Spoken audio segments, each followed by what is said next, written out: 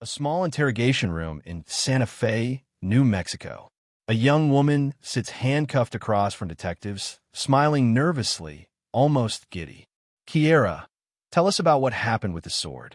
Police report that 21-year-old Grace Jennings was attacked in a garage with a 3-foot blade, nearly losing her life.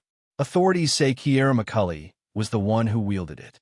In this full, unedited homicide interrogation, you'll hear Kiera in her own words, describing memory lapses, discussing violent dreams, secret plans, and attempts to shift blame. Pay attention to every pause, every explanation, and every inconsistency in her story. Judge for yourself. Was this an act of rage, manipulation, mental instability, or calculated cold-blooded murder? Crime Tracker. On the morning of October 29th, 2022, in Santa Fe, New Mexico, police were called to a small home regarding a murder in the detached garage shared by Kiera and her fiancé. When officers arrived, they discovered the nearly decapitated body of 21-year-old Grace Jennings. Kiera did not resist arrest. She wasn't screaming or struggling.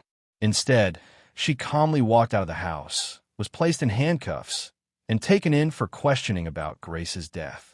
In this full, unedited homicide interrogation, you'll hear Kiera's own account, how she describes the night before, what she remembers, and what she claims she doesn't.